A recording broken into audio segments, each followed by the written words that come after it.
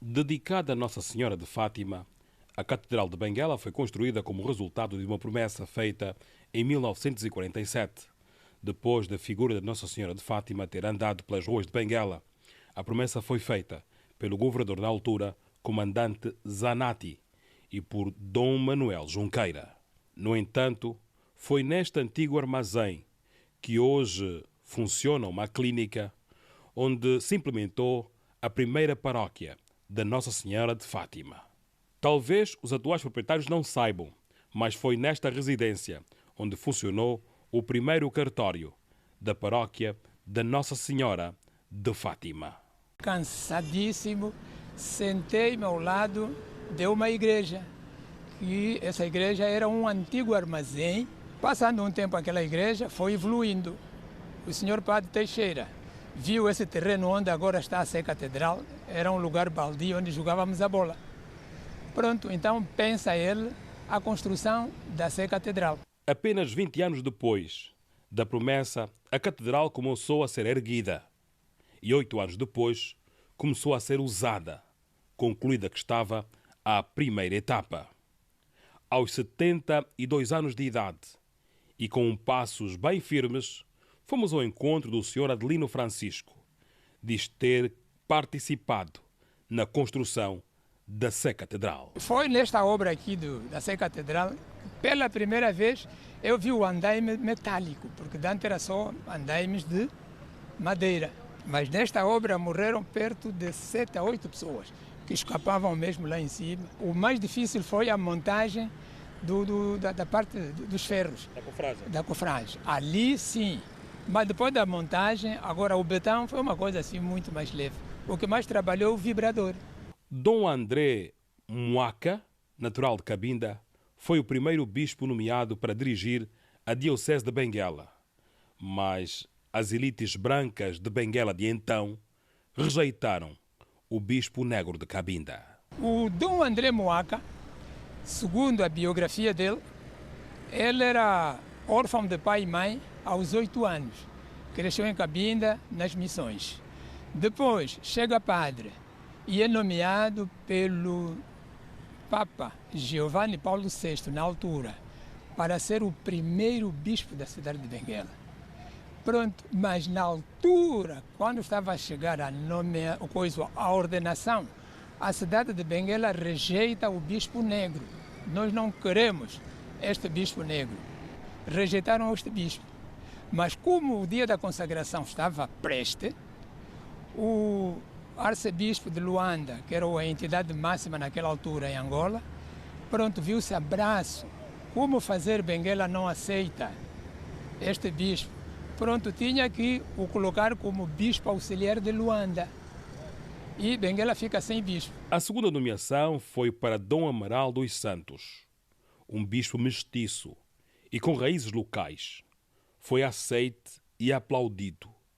O Sr. Adelino foi um dos acólitos que ajudou a realização da primeira missa. Este bispo, Dom Armando Amaral dos Santos, na sua nomeação, pronto, os portugueses disseram bem, este ainda como tem o nosso sangue, vá lá, podemos aceitar. Pronto, ele foi aceito, foi empossado, ou seja, foi nomeado a bispo. Na altura, eu aqui é que ajudei a missa. E o seu grupo de escuteiros coadjuvaram-me também. A história de aplausos a Dom Amaral demorou muito pouco tempo. O seu sangue mestiço falou mais alto e tornou-se num bispo reformista, para o desagrado das elites da altura. O senhor bispo Armando Amaral dos Santos, assim que ele chegou, a primeira coisa que ele fez era os encontros do culto ecumênico. E os portugueses não gostaram desta parte, porque a Igreja Católica era oficial, as outras eram oficializadas. Foi logo a primeira mancha. A segunda, ele visita o Beiral, ao lado da antituberculose. Viu as condições lá da alimentação, também não era das melhores. Então carrega o governo português para modificar as condições da alimentação. A terceira era o tempo de pagar o imposto geral mínimo. E o bispo naquela altura também tinha uma palavra a dizer. Quando lhe cercaram essa questão, ele disse que eu não rejeito o pagamento do imposto geral mínimo. Mas sim, agora este ano vamos começar aqui mesmo à beira-mar e terminaremos lá nas montanhas. Isto é uma leitura de que agora os brancos, mestiços e negros, todo mundo tem que pagar o imposto. Porque no passado, os negros pagavam imposto. Os brancos só quando tivesse uma mercadoria a desalfandegar, no porto ou no aeroporto. Pronto. E os brancos não gostaram desta resposta. Aí pronto, entrou aquilo que se chama o dissabor com o senhor bispo. Segundo o senhor Adelino Francisco, o bispo Dom Amaral dos Santos sofreu vários atentados e, finalmente, um acidente de aviação programado deixou o bispo gravemente ferido.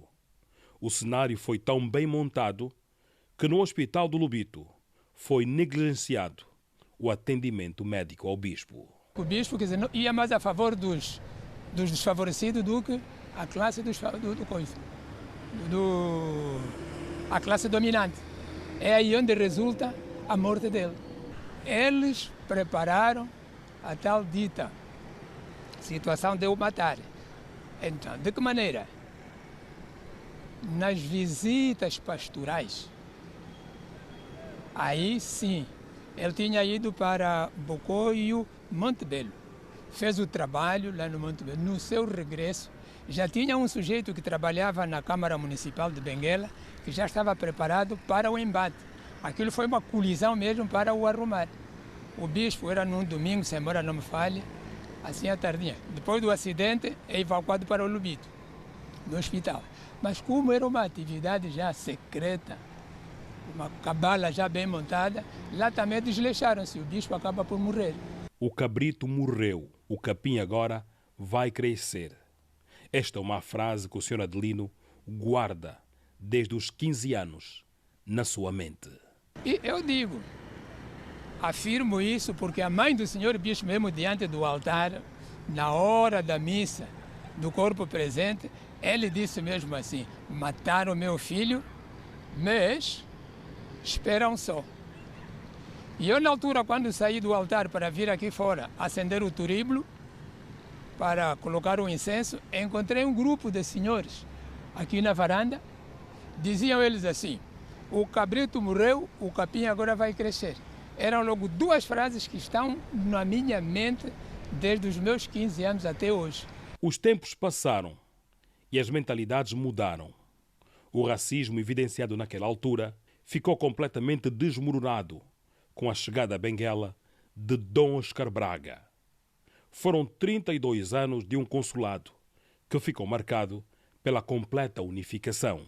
Passados que são 57 anos desde a construção da Catedral de Benguela, a província tem o seu primeiro bispo negro, Dom Antônio Jaca. Dom Giovanni Paulo VI, que era o Papa na altura, nomeou André Moaca, rejeitado pelo racismo. Mas, hoje, o Papa Francisco volta naquele ponto do Giovanni Paulo VI, nomeia o padre negro, que é o Dom Jaca. Foram precisamente mais de 50 anos. Deus respondeu o que ele quis fazer naquele tempo, concretizou-se agora. Temos um bispo negro. Isso não é racismo. É o que eles evitaram, mas hoje temos um bispo negro. O testemunho de Adelino Francisco, um dos primeiros acólitos da Igreja da Sé Catedral de Benguela e que também trabalhou na obra para a sua edificação. A história não se apaga. Recorda-se.